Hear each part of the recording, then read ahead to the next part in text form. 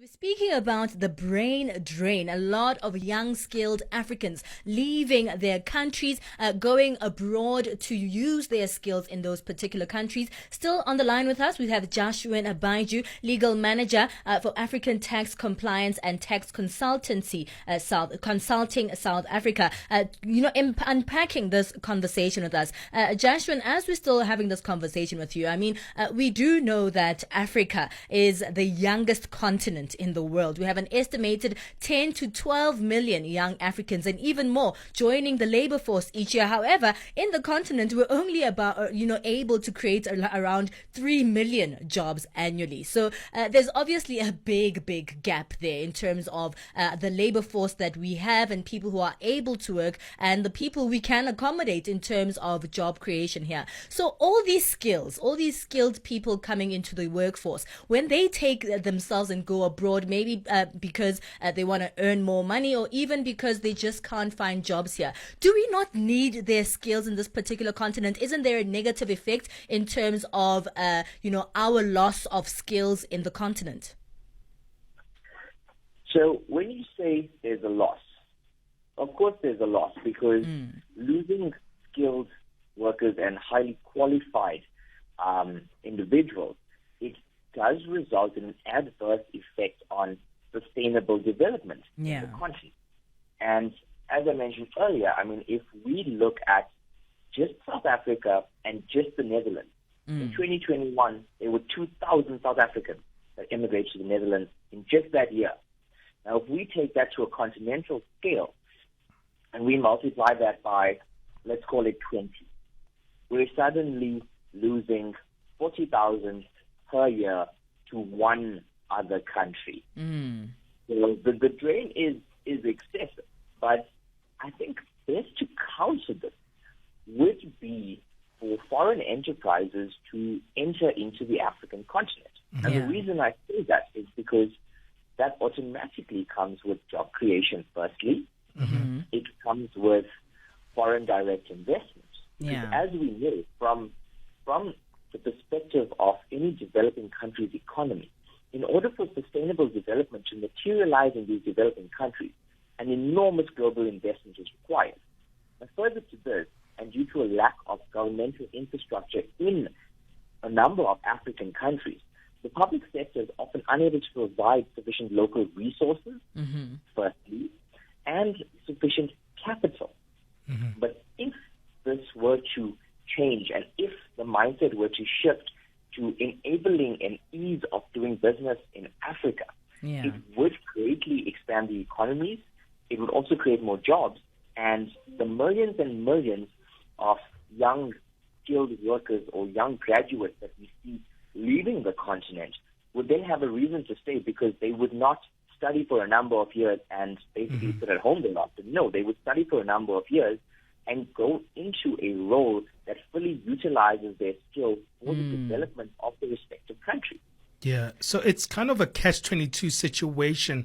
There's no outright advantages. There's no outright disadvantages. But overall, maybe let me try to have a more specific thought from you in terms of if the brain drain is good for the continent, because some people have seen it as a disadvantage.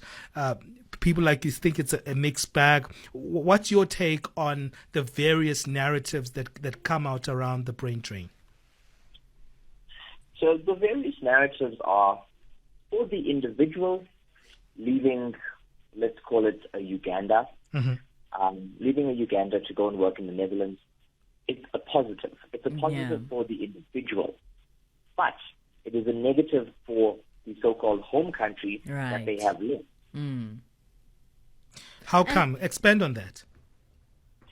So, very simply, the Netherlands has now gained a highly skilled employee, one, and most likely an employee whose services will be more cost-effective than should they have hired someone who's already in the Netherlands.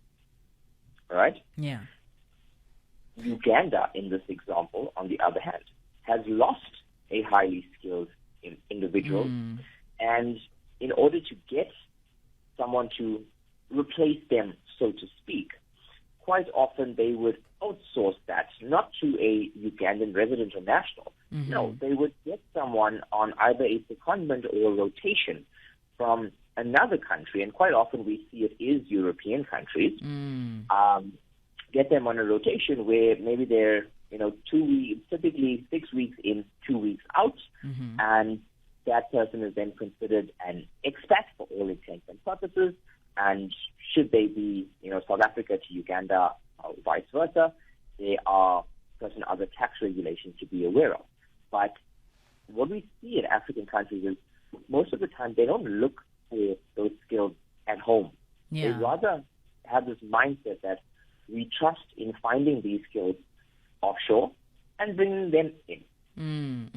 Now, I think a great example of what you've just said is the fact that, only a few years ago, in countries like Libya, Mauritius, Tunisia, they only have at least one physician per 1,000 people, which shows just, the negative effect that might have, obviously, on the medical fraternity and on the health sector as a whole in those particular countries. But, I wanted to speak about something that you said of interest as we're about to close down the conversation. When it comes to remote working, which has been on the rise, obviously, since the COVID-19 pandemic, can we still say that is part of the brain drain? Because those people are still here, but because they are earning in other currencies, and usually higher currencies than those in these particular countries, whether they want to work again for African countries again, we can't afford them anymore because they've been earning really good while still living in this country. So can we consider remote working as a part of the brain drain?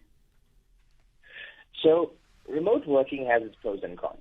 Remote working is a boost for the local economy because these persons are working remotely.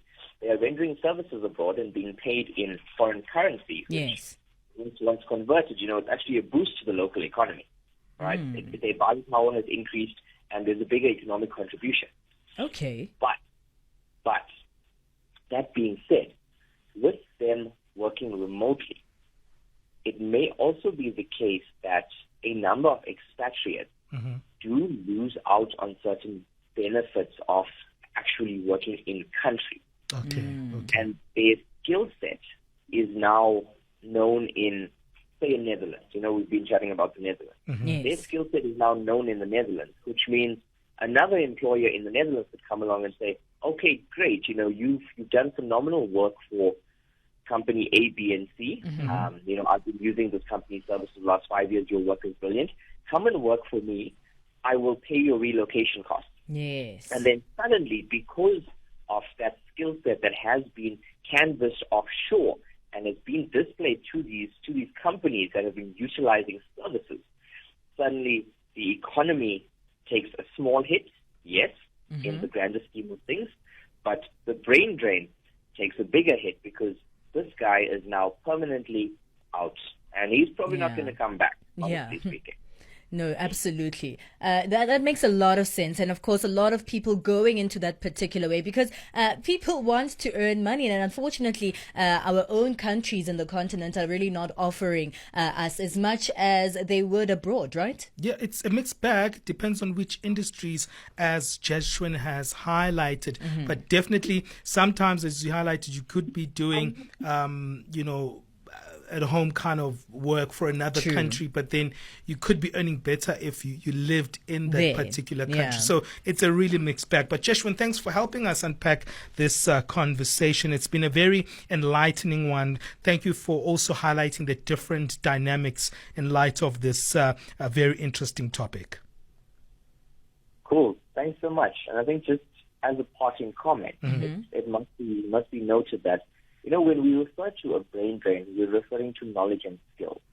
What we must also consider from an economic perspective is capital migration, in essence, the movement of wealth.